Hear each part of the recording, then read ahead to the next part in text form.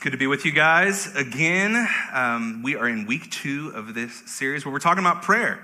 And like I mentioned last week, prayer, I believe, is so beautiful. It is so powerful. But can we also admit that prayer can be very confusing?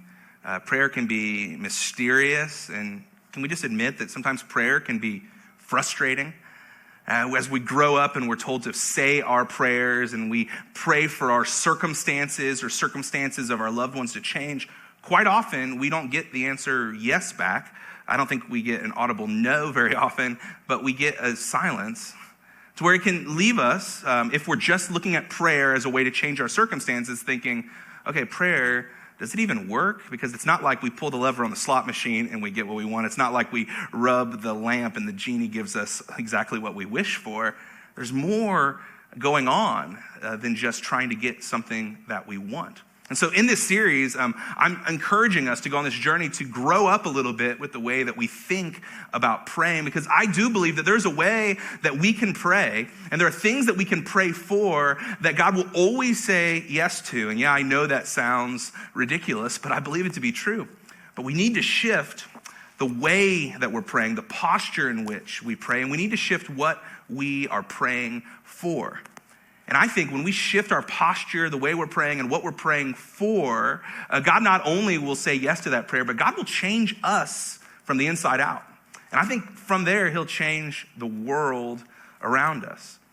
Because as we said last week, we want to pray prayers that put us in a place to lock arms with God and what he is up to and active doing in the world. We want to partner with God to bring the up there down here in our lives and in our families and in our world. So today we're going to look at a different one of these dangerous, maybe uncomfortable prayers that we can pray that God will always say yes to. But first I want to ask you this question. Have you ever maybe been around somebody where their reaction or their interaction towards you, you're like, where in the world did that come from? It seems like there's something else going on underneath the surface because your response was crazy, right? Have you ever been around somebody like that? Or maybe you found yourself reacting in a way where you're like, man, where did that come from? I don't know why I'm so angry. I don't know why I'm so stressed out. And I acted that way. There's often times in our relationships and in the way that we walk through the world where I like to say, like, this is about that. There's the thing we think it's about, but then there's the thing underneath the thing. And that's where we're really changed. And that's what's really motivating us to do things. Just to give a couple examples of what I'm talking about with this is about that reality. I have a 3-year-old and a 1-year-old. Our 3-year-old, Jack, he's like what we'd like to call clinically strong-willed. A little bit. He's 3, so he's a 3-nager. And he throws temper tantrums, especially when we ask him to do something that he's not prepared to do, or the timing is not what he was thinking of exactly on his daily calendar, right? So every now and again, we are just so mean as parents that we're like, hey, you need to like wash your hands because you've been playing out in the dirt, and he just loses it, right? And my wife, she's so incredible. She's like just this Jedi mind trick every now and again on Jack, and it works most of the time, where instead of just like, I just want to be like, no, Jack, you're doing this. My wife gives Jack options, and she'll be like, well, you can wash your hands outside with the hose, or you can wash your hands in the bathroom over here. But she gives him options, and all of a sudden, most of the time, he's like, okay, I choose this. He chooses one of the options. Because for him, it's not only that we're asking him to wash his hands and he doesn't want to wash his hands, it's that he feels like he has no decision-making power in the moment, and he needs choices. Because this is about that. It's really about him not feeling like he has power to make the decisions. So my wife, who is the resident Jedi master in our house when it comes to parenting, she pulls this. I don't know, in marriage or in a romantic relationship, if you've ever had an interaction that seemed to be very benign, like sitting at a table and you're like, hey, can you pass the ketchup?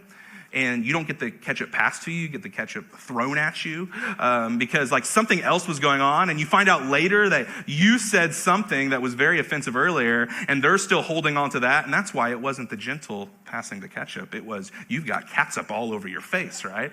Because this is about that. I just recently, another example, I found myself driving, and I was just right on Markland, and the light turned green. I'm the second car in line, and this car in front of me, they just weren't moving at all. And I'm like, what is going on? All of a sudden my blood started boiling a little bit. And like, I'm like, is he's on his phone. He's on his phone. Oh, this is so ridiculous. And so I'm like, what am I going to do? And I'm like really upset about it. And to where I lean on my beep, a little bit, just a little bit. I didn't lay on it. I just beeped it a little bit.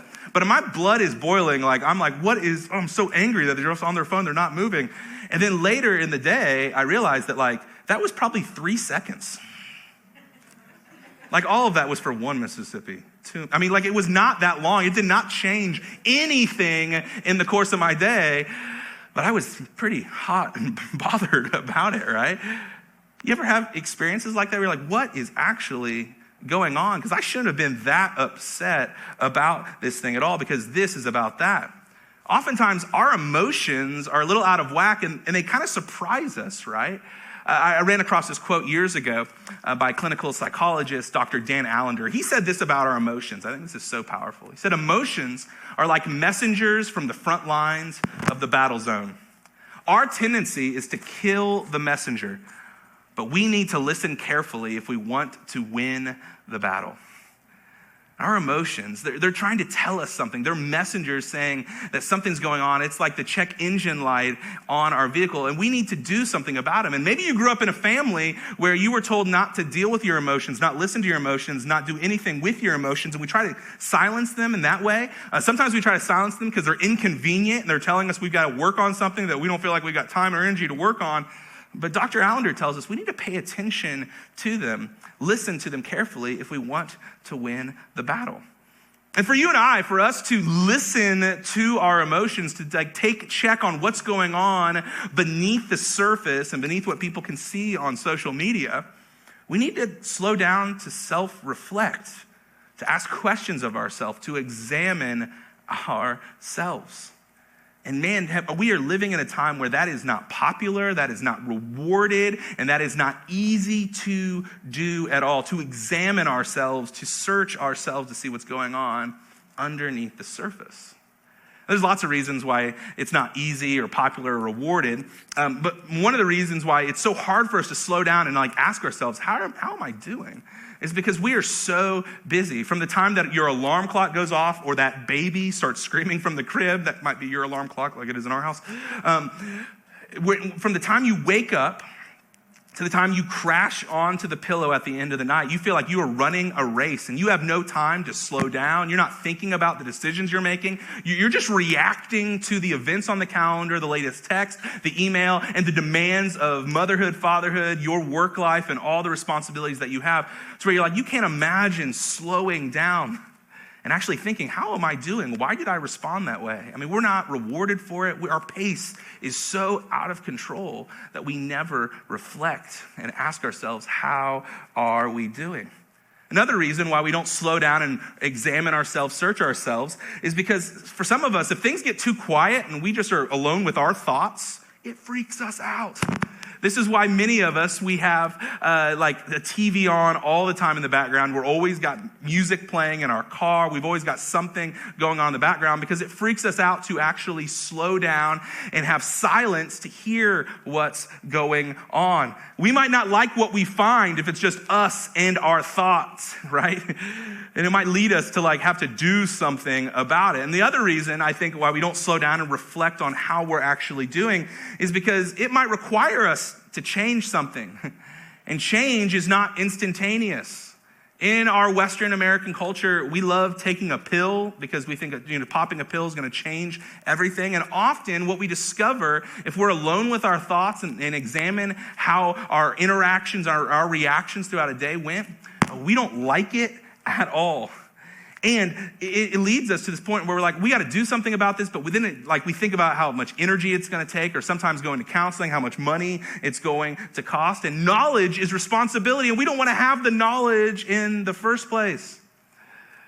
But I'm challenged by what Socrates, the Greek philosopher, thousands of years ago, what he said about a life that's not searched, a life that's unexamined. Socrates said this, that the unexamined life is not worth living. Dang, Socrates, right?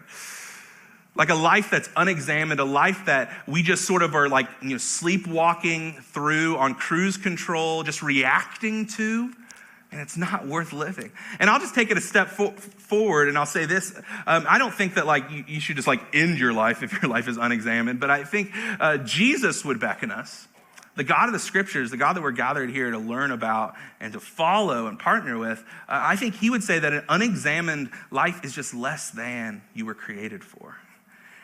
And Jesus would lean into us and challenge us to be searched, to understand what's going on underneath the hood so that we don't just respond to what life puts in front of us, but we're leading a life that we want to lead, that God created us for.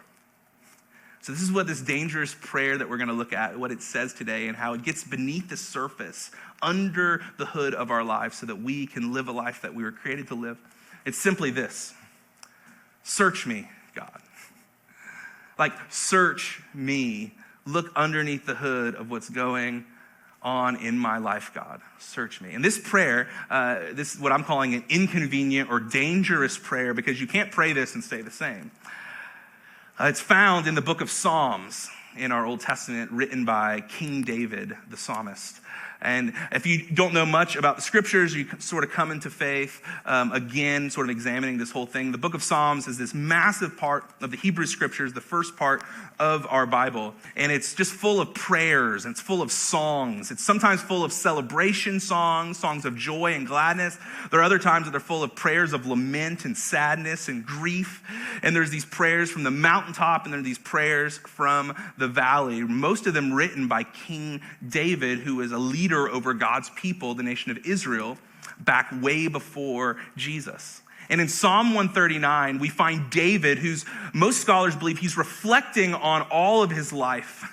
And he says this at the end of Psalm 139, this prayer that I want to encourage us to pray as well. David says this: search me, God, and know my heart. Test me and know my anxious thoughts. See if there is any offensive way in me, and lead me in the way everlasting. What a beautiful, heart wide open prayer to this God that he had an intimate relationship with, that I think that you and I, we can learn from this morning. So let's break this down. There's a couple things I want us to see happens when we pray, search me, God, in this way. So let's look deeper at the beginning of this prayer. Search me, God, and know my heart. Test me and know my anxious thoughts.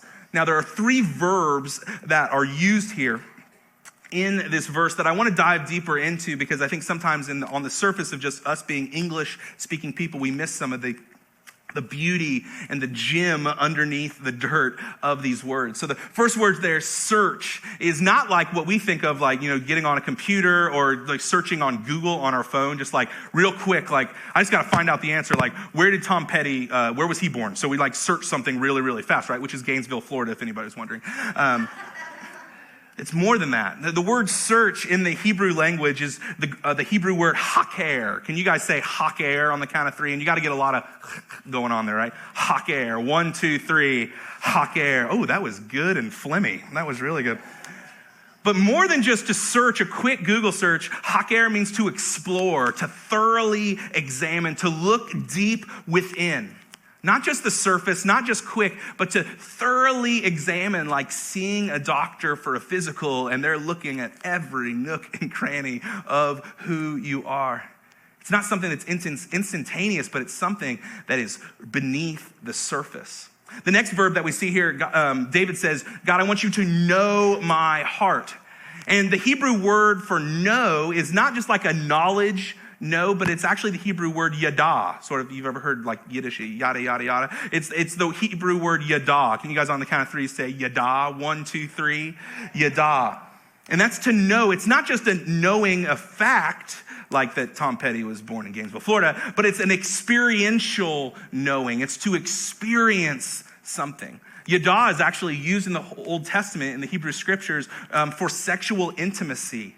A man yadas a woman in that way. And so what David is connotating here, what he's wanting us to understand, is that we're inviting God to know us intimately to be connected with us intimately, to know things that are beneath the surface, things that we just portray but know on the inside out. Not just head knowledge, but experiential knowledge. The last verb that's used here is to test me. And a lot of times in our Western understanding of testing in school, we think this is just like, give me this question and I'm going to give you the right answer. But test is actually the Hebrew word bakan, like pecan, right? Bakan. I'm not going to make you guys say one more word here, but bakan is more of a testing of like understanding the strength of something. I'm sorry, my mic's going a little crazy here, I apologize. But bakan is to test something, the strength, the purity of something, like a blacksmith who's scrutinizing the strength and the integrity of a metal, examining the purity of a metal like gold and silver to make sure that it is what it should be, not just what it appears to be. Now, when you look at these three Hebrew verbs, you're like, okay, that sounds pretty intense, and it might sound even a little scary to us, right? I mean, scary for us to consider God looking that closely at who we are. So we might think that that's going to leave God to be angry. That's going to leave God to want to punish us, to move away from us. And that's natural for us to think that, especially in the first, the last century before the birth of Jesus, where people would be thinking like God is out to get them, is angry at them. But what David says and what he reveals to us is that we find something really beautiful. Actually, earlier in this psalm, we see David say, like, God, you have searched me and you do know me.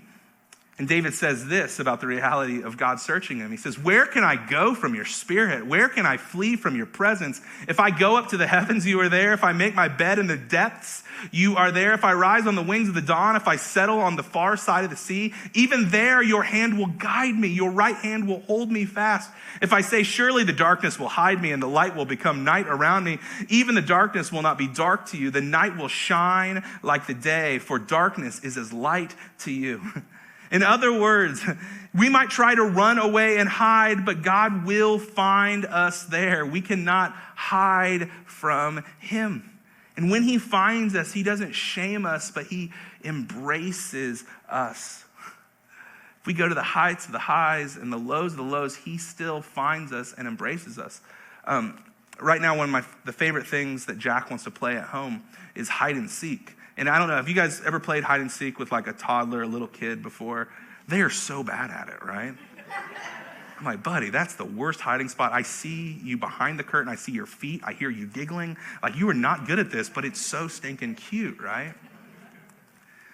I think in some ways, we think that we need to hide from God, that like so much of our journey is like making sure that people don't hear things about us, know things about us, and somehow we think that maybe God doesn't either because we can hide from him. But I think we're just like the toddler who's bad at playing hide and seek. And, God will allow us to hide, but man, he doesn't want us to hide. And he sees us. He knows you from the inside out. I mean, this is such incredible news, you guys. He sees you. He sees the good. He sees the bad. He sees the ugly. He doesn't just see your actions. He sees your motivations underneath of the actions. And yeah, there can be some things that are off kilter, but inside of all of it, he's still seeking after you. You can't hide from him. He wants to embrace you because darkness is like the light to him. He sees it all and he still loves you. We might think that we should hide or need to hide, but that's not the case. I mean, we'll just put it this way. I think this is a powerful thought that changes so much for me, and I hope it does for you too, but being known by God, being seen and searched by God, it doesn't lead to shame and guilt. It leads to a space to be found and to be embraced. Because the God of the universe, he already knows you, even if you don't come to him or not. And he wants you to know that you are embraced. And it's in that embrace, it's in that you being found that you are changed not only from the outside, but you're changed from the inside out. I want you to hear that wherever you are and whatever mess you find yourself in this morning, that you are cherished. You are embraced. You are found. There is mercy for you. There is a next step for you in the fold of what God is doing. And he sees you and he still wants to partner with you. He wants to call you a son or a daughter because you are found and embraced. And that's good news that changes so much for me. that we're found. When we allow God to search us, we're found and we're embraced and we're invited to walk with God. Now, the next thing that David prays in this dangerous prayer that God will always say yes to is this. He says, see if there is any offensive way in me. God, I'm going to lay my heart bare. I'm going to put myself before you for you to search me and know my heart, my anxious thoughts. I want you to see if there's any offensive way in me. The next thing that we see here is David says, I want you to examine if there's a hidden, unknown sin in my life. And this is like we don't like to talk about this part of our lives and our relationship with God and faith, but like the reality is that you and I, we all have sin in our lives. It's all a part of who we are. Now, I'm not saying that God, when he looks at you, says that you are a filthy, dirty sinner that belongs in hell. Like that, I don't think that's the countenance, the face of God towards us in our sin. I also don't think that when we talk about sin, there's like this arbitrary long list of things that God finds to be gross because he is perfect and holy. And he's just got these lists of things like, nope, don't like that, don't like that, don't like that. That's not how God talks about sin. That's not how God works at all. The best definition that I've ever heard of sin, so powerful to me, is that sin is the culpable disturbance of shalom. Shalom is peace and harmony with God. It's God's plan for his people in relationship with him and others. And sin is when we disturb that, when we break that, when we bring toxicity into that. And my friends, you and I, we all break shalom. We break that peace and that harmony that we have between us and God, and we break shalom, that peace and harmony that we have between us and others. We all have patterns of behavior that are toxic in our lives with us and God, and they're toxic that we bleed out on other people.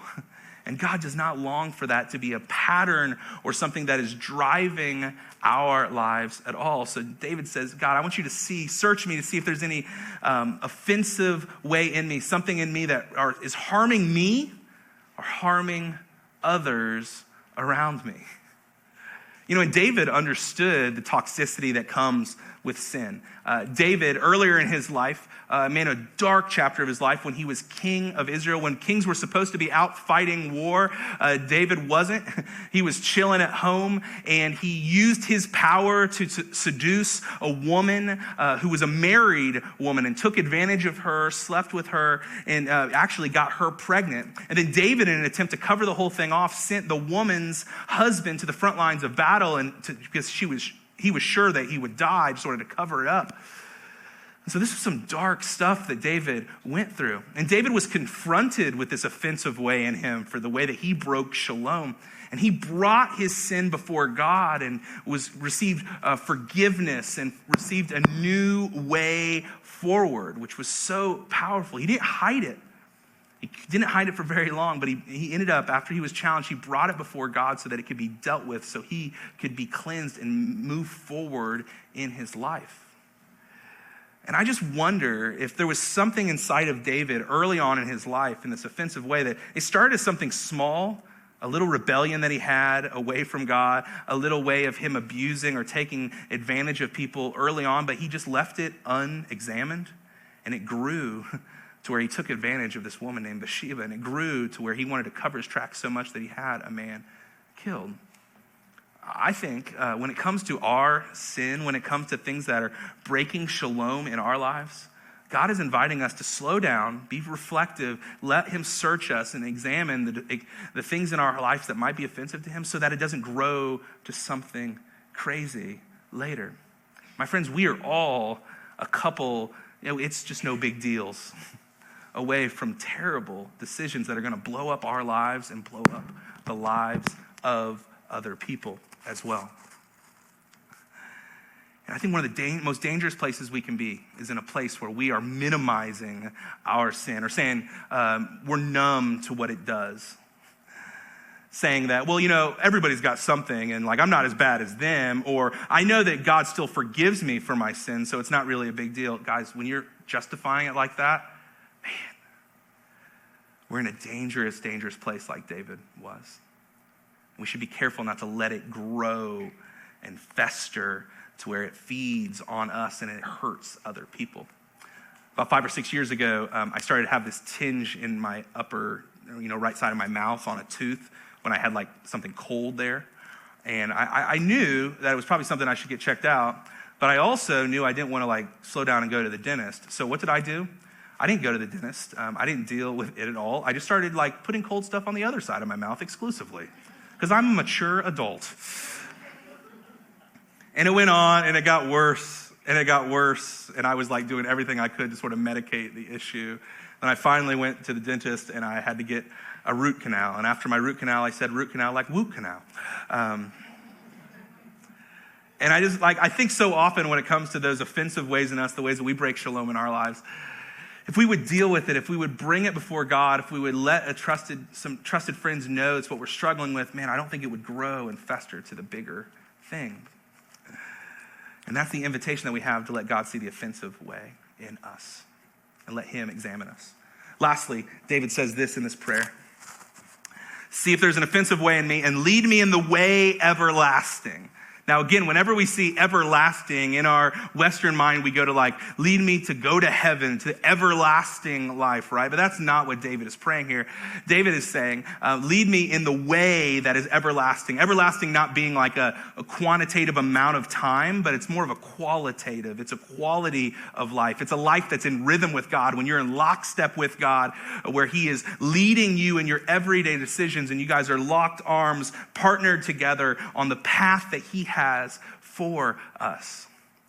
And the reality is that like God wants to partner with you. And if we lay ourselves bare, open our hearts to him, we are in a better position to be locked in step with him so that we can partner with him to bring the up there down here. But it takes intention. Like I mentioned earlier, because we're not reflective at all, I think so often we're just like wandering through our lives. We're kind of sleepwalking through our lives. Let me ask you this question. How many of you guys have ever like pulled into your driveway and you're like, how did I get here? I hope it doesn't happen to you often, but it's happened to me and it's a freaky thing, right? I think some of us, we're just walking through our lives that way. We're not really living our life. We're not leading our life. We're not having God lead it either. We're just reacting to it. We're just doing what we think we're supposed to do. And we end up in a place that we're like, how did I end up here? My friends, the invitation for us to lay ourselves before God, to have him search us and know us, is for him to intentionally lead us in the way everlasting. I'll tell you, the danger of us just sort of sleepwalking through our life is that we miss opportunities all around us to be a blessing. We miss opportunities. We're asleep to opportunities to serve others, to say yes to God, to partner with God, to be an encouragement to others, to invite and include the outsider, to encourage people to come hear about what God is doing in a faith community like here at Bridgeway. God wants to partner with us. He wants to lock arms with us and lead us in this way of everlasting, abundant life. Don't miss it. Don't sleepwalk through it. Because when we say, God, search me, God, know me, see if there's anything offensive in me, God, lead me in this way of everlasting life, it postures us to where our world can change. Not only your life, not only a few people that you love, their lives, but no, the world around us will change when we slow down. And we let God examine us, explore us, experientially know us, and change us from the inside out.